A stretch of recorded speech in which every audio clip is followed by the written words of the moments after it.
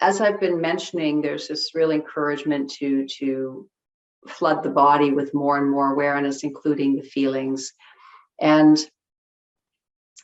it seems like this should be a pretty simple thing to do. I mean, we've been living in these bodies all our lives, and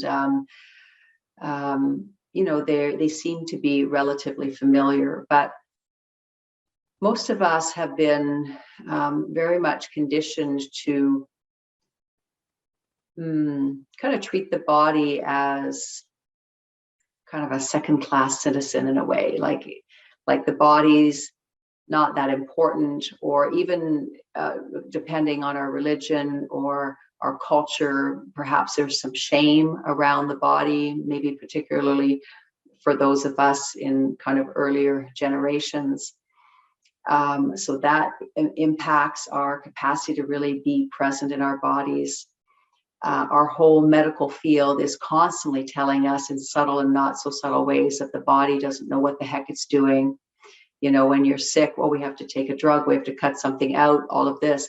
There's not a real belief in the body's intelligence. So there too, there's this kind of disregard for the fact that the body is actually not only intelligent, but it's spirit in physical form. It's supremely intelligent, and it has so much to teach us, and it has so much information. It has such an expansive perspective on our lives, on our moments, if we can connect to the language and the outpourings that come up and out of the body. The other thing, of course, is that we have all been taught, again, in subtle and not so subtle ways, that certain feelings aren't okay. We all have, classified feelings as okay and not okay. Again, it's not always a conscious thing, but there are certain feelings that we have been sensing from the beginning of our lives that we have our neurological system, our brain, even our energy body kind of contracts against and tries to hold them down. It's not okay to feel sad, or it's not okay to feel angry, or it's not okay to feel hatred, or it's not okay to feel jealousy.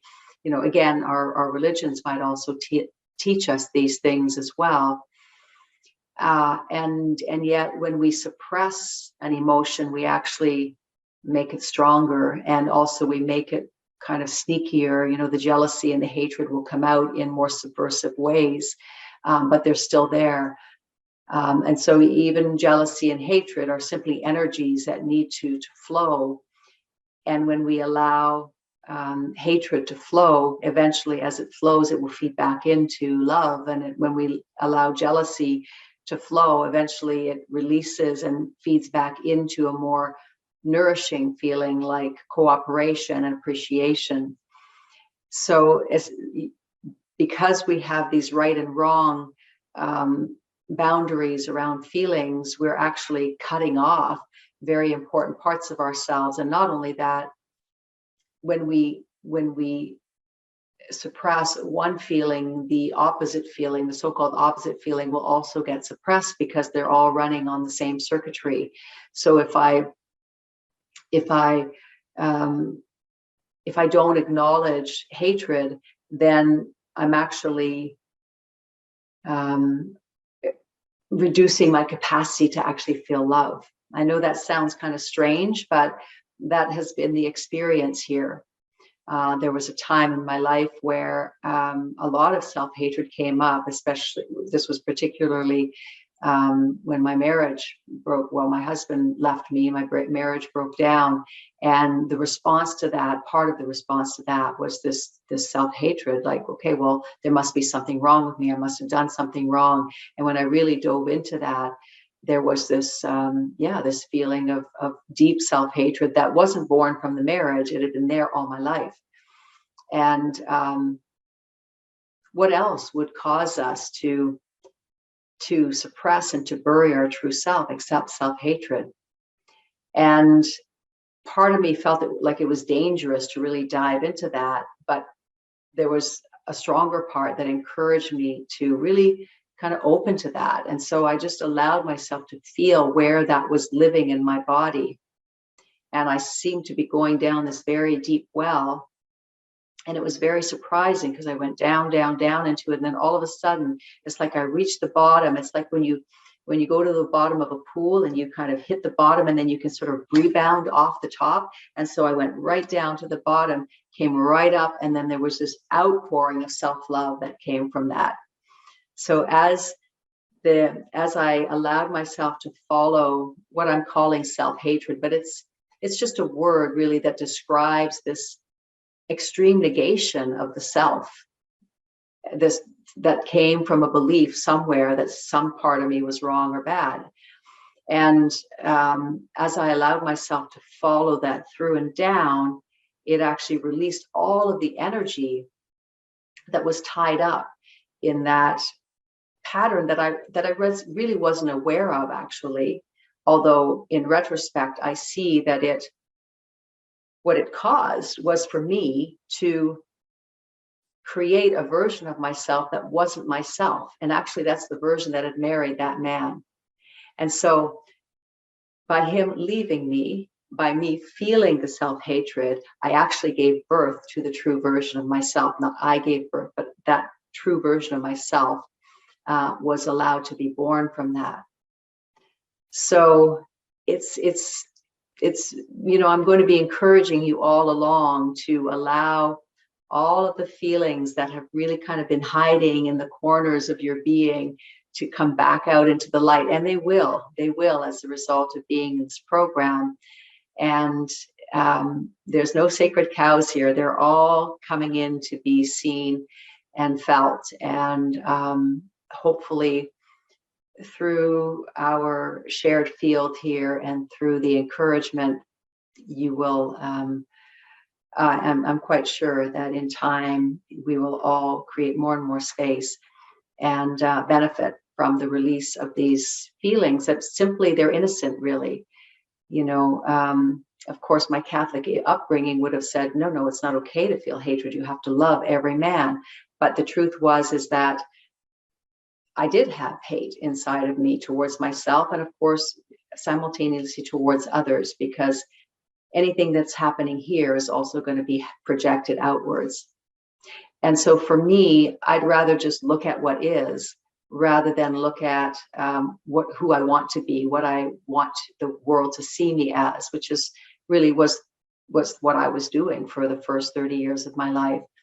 And that, the dissolution of my marriage was actually a true rebirth of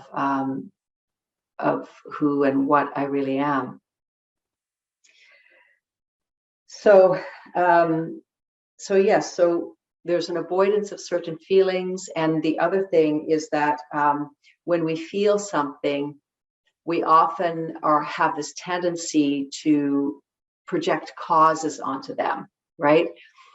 So I could say that, this self-hatred that I was feeling is because my husband doesn't love me anymore. But actually, when I really allowed myself to kind of go into it deeply, I realized that it had been there for a long time. It wasn't caused by that external thing, although we tend to want to do that. We would tend to want to say, well, my anger is because this person is doing such and such a thing and it irritates me. But actually, if someone is triggering something in us, it's because that feeling already exists here. And we're really wasting our time blaming it on external things. It's not that we can't express things to other people, but to tell someone that they are making you feel a certain way, actually, if you look at it closely, you'll see it's not the case at all. Because if it wasn't my ex-husband triggering this deep look at self-hatred, it would have been something else. Because when the soul is ready to look at a particular feeling, it comes to the surface, and then you attract the situation that will then kind of bring it even further forward. So it starts inside, as the soul slowly sloughs off all of these energies, which I'm calling, feelings, but it's essentially it's an energy that has been suppressed. And as that comes, as the soul begins to slough those off, why? Because the soul wants to be free. The untethered soul, right? That you were reading about in Michael Singer's book, the soul wants to be free. And as it begins to kind of come forth and shine forth, all of the layers of unfelt energies that were on top of it will come into our consciousness. And we're going to blame it on external things. Oh, this driver is what's irritating me, or this situation in my life is making me anxious. But actually, the external things are just helping to mirror these energies that are coming to the surface and really encouraging us. They're here to help us, encouraging us. This anxiety is here. Perhaps it's here because it simply wants to be held in the light of your presence. Perhaps it's now ready to be liberated. And the situation is just the thing that's here to help to magnify it. And what is needed here is the sense of stillness and opening and presence. And then the energy makes its way out on its own, because they knew how to get in there and they know how to get out. They don't need your help. More than anything, they need us to get out of the way, and then they'll simply dance their way out of the system.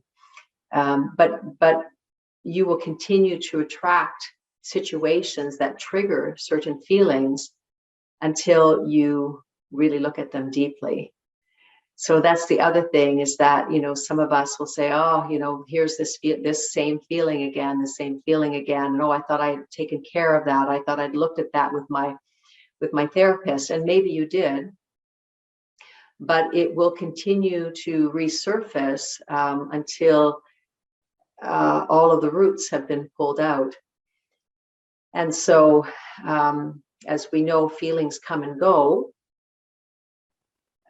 but if they're returning, it's not that we've done anything wrong. It's just that life is wanting us to look at them a little bit more deeply, or as I said, the rootlets sometimes, when you pull out a weed or something, if you don't get the full root out, it will continue to grow. It'll come back up to the surface. I don't want to equate our negative emotions to weeds. I quite like weeds. Actually, I eat them, but that's just the kind of an example of that. So the system will continue to visit certain feelings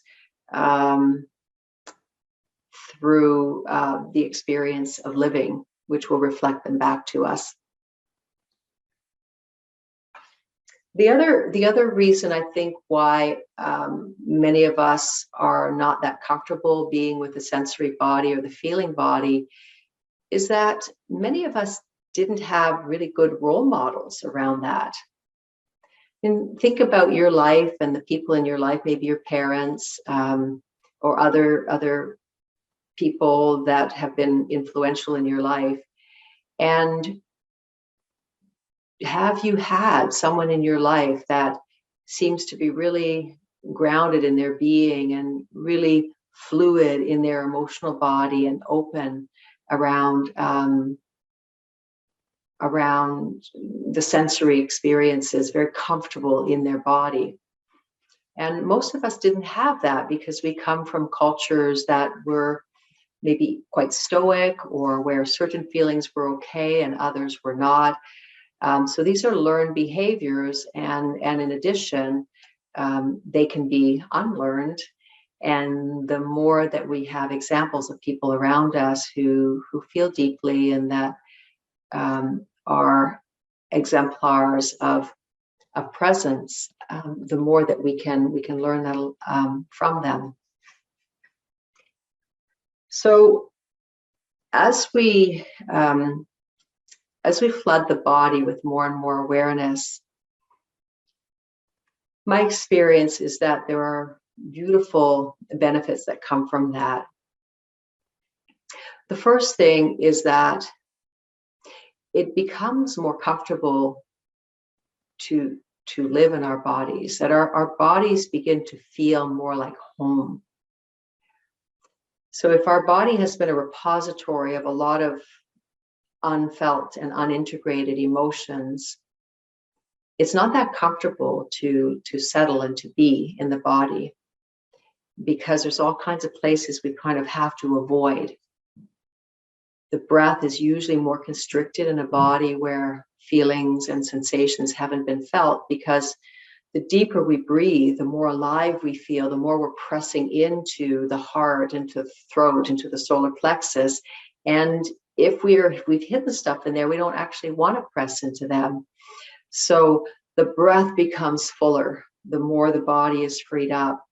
The body itself feels more comfortable, because all of those pockets of constriction and tension and holding and protection begin to loosen up. And so the joints feel looser, and the muscles and the connective tissue feels looser, and there's a greater sense of flow in the body.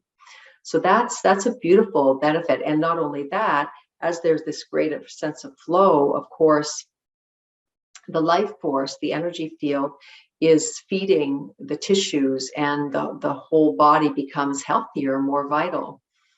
The root cause, as far as I can see, for most diseases is suppressed emotions.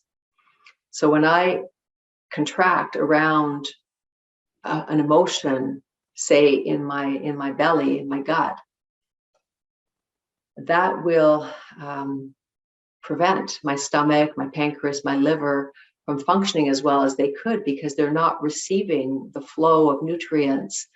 They're not receiving the flow of oxygen. They're not able to detoxify as much, because there's so much contraction around that tissue. And so as I become more comfortable in my body, as I relax in my body, that the passageways, the energy passageways begin to open up, and so much more can flow. There's an exchange happening between the blood and the lymph and the tissues, and everything is more elegant and more efficient.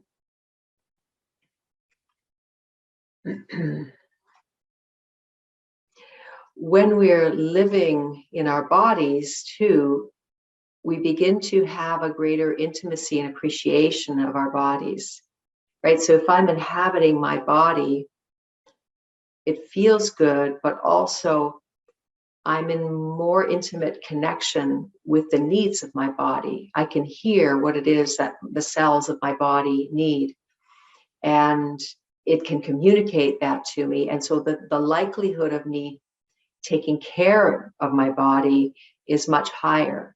The likelihood of me getting my body to bed when it's tired, and giving me my body the foods that it would actually nourish it deeply, become higher and higher, because there's that sense of knowing, of intimacy, of connection, of friendship with the body. And I think we all know how difficult it can be to consistently take good care of our bodies. I mean, as a holistic health practitioner, I encounter that all the time. I encounter it in my own life, but also working with clients. And while we can learn information about, better ways to take care of the body, I really feel that there's no lack of information. I think we all know on a cerebral level what would be best for our bodies. But what I really love to do is to encourage this deep relationship with the physicality, by entering into it on an ongoing basis, practicing, entering into it, becoming more intimate with the body itself.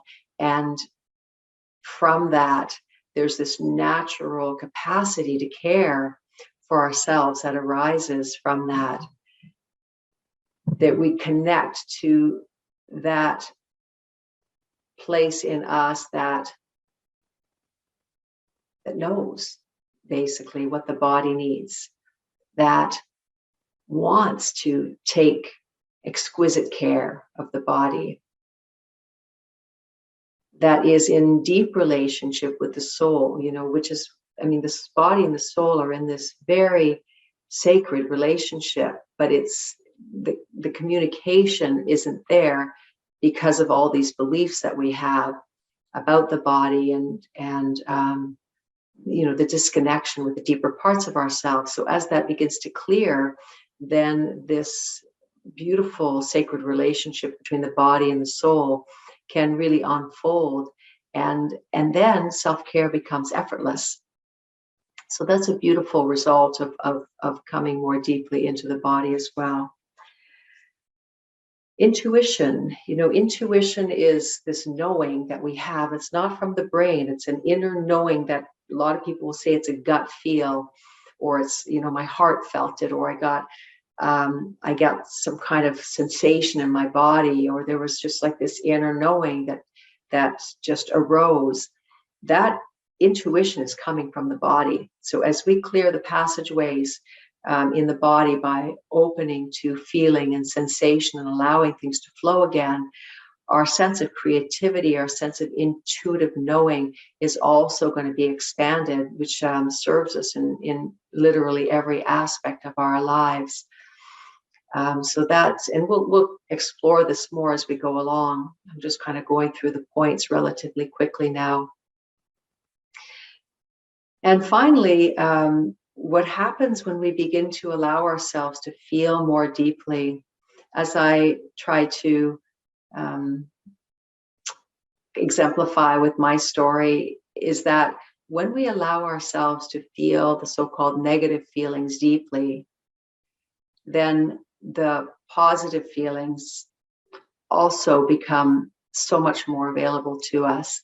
So as I felt this deep sense of self-hatred, there was this immediate, as that release, there was an immediate sense of self-appreciation, self-love, just the natural love that we have for ourselves that was here.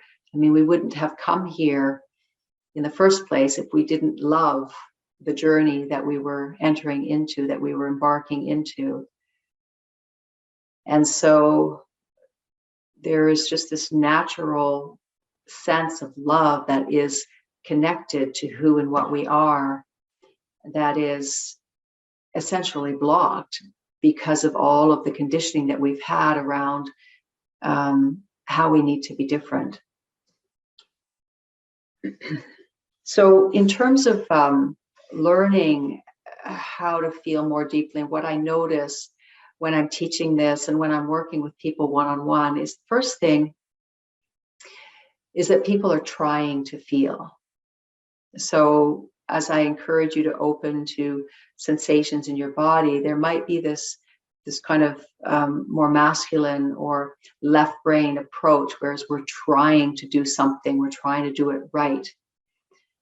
But I think what's important is to recognize before we try to feel, we can just settle back a little bit and notice that feeling is already happening.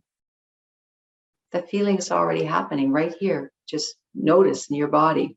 Maybe your hips are hurting because you're sitting in a particular way, or maybe, the pressure on your bum from sitting for an hour and a half is you're feeling that, or maybe you're feeling the tickle of your hair on your face, the glasses sitting on your nose. There's all kinds of sensation happening, and that's perfect. It's just this tendency to kind of believe that we're doing something wrong all the time that makes us want to look beyond what just our actual experience. So we don't have to try to feel. The system is already feeling right now. Whatever you're feeling right now is perfect. And it's happening, so no trying is needed. And that's what happened with Linda. It started with her arms. Perfect. Let's start there. Start with where you are. Start where you are. And as that began to open up, then other sensations become more available. The other thing the trap that people can fall into when they start opening more deeply to feelings is that they let it fuel a negative belief about themselves. So as I mentioned, that one about, the self-hatred that came up for me, I could feel that wanting to get hooked into that. My good Catholic upbringing was sort of saying, no, don't go there. That's that's the devil. Not that that was part of my upbringing, but you know what I'm saying? Like, it's just sort of like, there's certain places you just don't go. It's taboo, or it's wrong to feel this way. You shouldn't be feeling that towards yourself, or you shouldn't be feeling that towards another person. And I've always sort of had this natural curiosity about diving into feelings as best as I can. And for me, it's been very, very liberating as a path. So we let it fuel some kind of negative belief about ourselves, like that we shouldn't be feeling this, or that we're not feeling in the right way, or the feeling that we're having isn't the right one. So this is also a very, very much of a conditioned thing, because let's say, for example, in your family, your birth family, that sadness just wasn't a feeling that your parents were comfortable displaying, right? So when mom or dad were sad, or both of them were sad, and you were in a room with them, you were 2 or 3 or 4 years old, very open, very sensitive. You were feeling that sadness. No, even if they're putting smiles on their faces and pretending they're happy, or masking that sadness with anger or something, you could feel that, right? And it's very confusing for a child to be in a room where sadness is obviously there, and people are smiling, or they've got some other kind of emotion that they are exhibiting. And so this continues to this day. We could walk into a room and there could be a very clear energy or feeling or flavor, a particular feeling in that room. But because we've kind of lost our trust in ourselves in a way, because it hasn't been kind of confirmed for us, we maybe think, oh, there must be something wrong with me because everybody's smiling here, and I actually feel sadness. I've had episodes like that myself, where one that's coming to my mind right now is I was at a wedding, and as the evening went on and people started drinking, and I wasn't drinking, I could feel, again, this whole energy changes in the room when people start drinking, and kind of becomes kind of rowdy and lots of laughter and whatnot. But I was feeling this incredibly deep sadness. It was like the alcohol had kind of liberated a whole bunch of energy, because you're not so much on guard anymore. And it was a very kind of a real, it was just this really kind of strange juxtaposition of what I was seeing on the surface, which was people that were apparently having a good time, but energetically there was just this deep wave of sadness that was there in the room for me. So over time, I've learned to trust that and just hold space for whatever arises within me. In that case, I think I left the wedding early because it was getting a little bit intense. And that's sometimes we need to do that to take care of ourselves as well.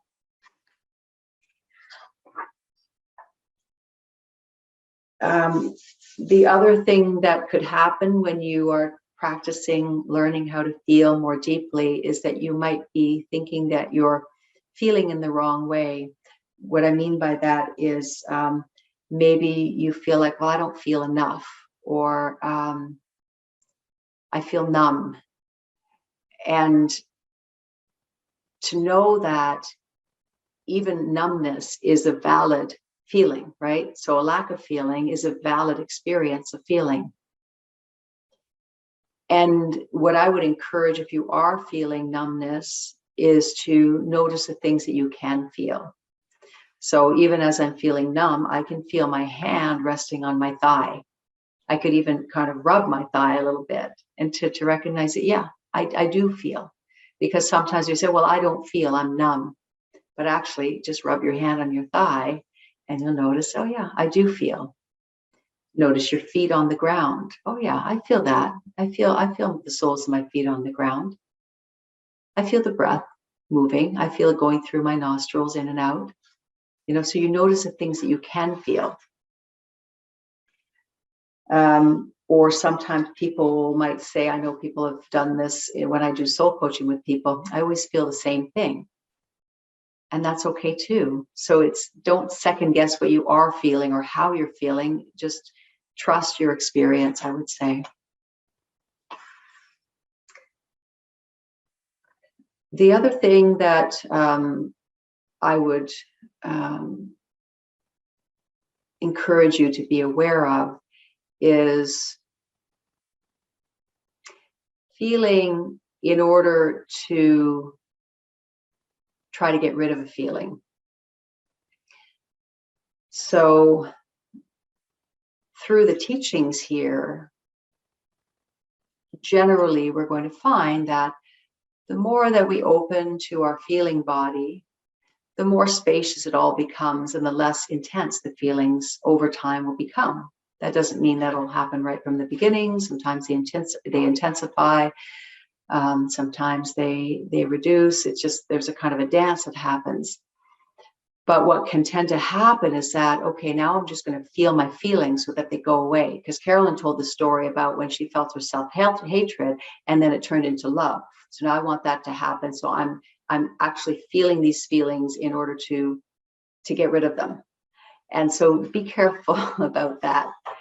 We're feeling feelings to just presence them. We're not trying to change anything. We're feeling things to include them because they're here. And when a feeling is sensing that there's an ulterior motive, it actually could cause it to go into hiding. So see if you can just allow yourself to open to what is here. Why? Because everything that arises in my experience is sacred. Every detail is important in its own way. And I may not understand why it is, but since it's here, let me give it the benefit of the doubt. Let me just be humble for a moment and let myself not know why the details are showing up like this. Let me just sit here in stillness. It doesn't have to be physical stillness, but stillness meaning I'm not running after things, right? Let me just sit here and allow this moment to just be as it is. So that's what we're practicing. And of course, even as I invite that, the controller, the one that wants to get rid of feelings, of course, is going to be magnified. I teach this stuff, and still sometimes when something intense comes up, I can see that sneaky part of me that wants to manipulate it. And I just try to see that. And I just recognize that, okay, sometimes we tend to try to kind of storm the gates of an emotion. And we've got to remember that many of these feelings have been in hiding for 10, 20, 30, 40, 50, 60 years. And so when they show up in our lives, it's sort of like we have to kind of lean back. I think this is what we were working with Quao last week, sort of like this stray animal that shows up. And if we go towards it, it'll scare, right? So we sort of lean back and wait for it to come towards us. So it can be like that with feelings too. When I'm feeling something, all I'm doing is letting it know that I'm holding it just by being aware of it. And then it's almost like you let it come towards you. Let it reveal itself to you in its own time and in its own way. So it's a very, very gentle and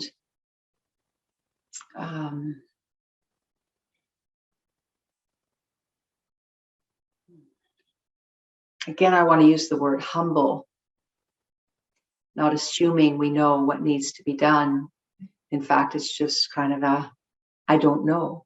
I do know that this feeling is here. Yes, I know that. Not, I don't know what to do with it, but I do know that it's here. And when it's here, and I don't add anything to that, then I am able to access a more spacious, more open, available place. And I get to experience that actually, just that in and of itself takes quite a bit of pressure off, reduces the resistance that I might be feeling.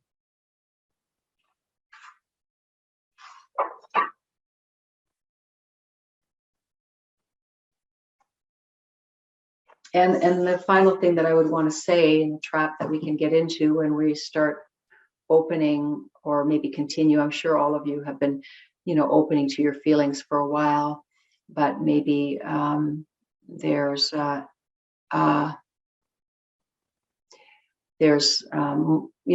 quite a bit of an encouragement around that, particularly in this class. And I just lost my point. 1 second here. All right. It's the hyper focusing on it. So let's say, for example, that, you're being a very good student, and tomorrow morning anxiety shows up or something, and you're like, okay, I'm going to sit with this anxiety, and there's kind of like this, you're right on top of it, sort of like a hyper vigilant parent or something like that. So if you can remember perhaps that image of, we're in the playground and we're just sitting back on this bench and we're letting the children play. It's like that. You just want to, if you find yourself hovering over the feelings, you're going to, it's intimidating for them, really. They need space. Like most of the feelings that have not been felt and completely integrated have been tucked into very tight places in our body, right? They're just like tucked away in the belly, or tucked away in the heart, or tucked away in the gut, tucked away in the shoulders, the arms, the jaw, okay? So now when we begin to bring presence, there's more space. And then something's going to trickle up to the top, right? But it's going to come up, and it's used to a very closed space, right? And so as it comes up and we give it that presence, we're opening the space a little bit, and now it's got a little bit more room to move, right? It's got a little bit more room to kind of move around. And that's when we start feeling something that may have been numb, like a feeling that we weren't aware of before.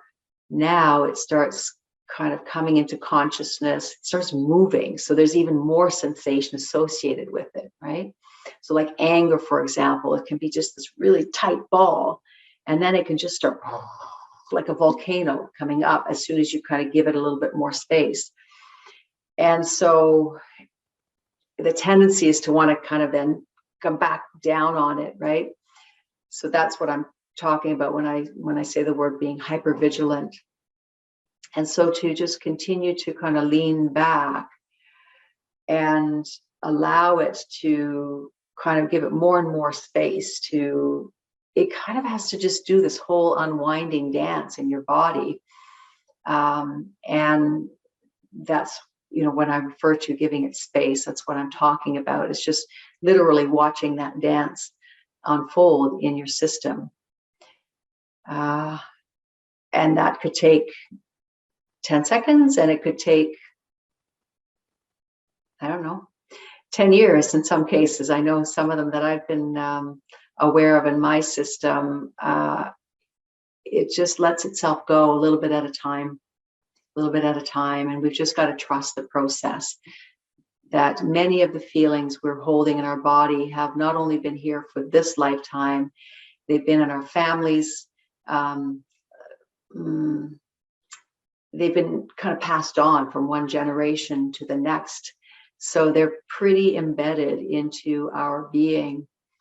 Not only that, they probably have been, our soul has been through many different experiences or lives, whatever you want to call it.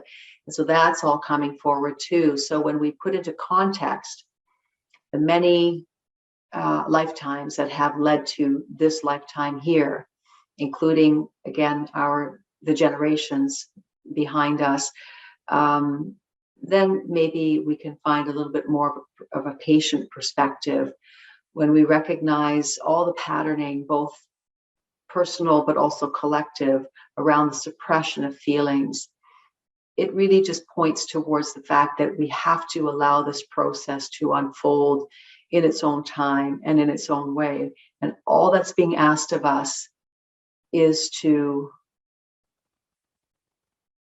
open to this moment as it is, and to trust that whatever is arising is not arising here to make life difficult for you.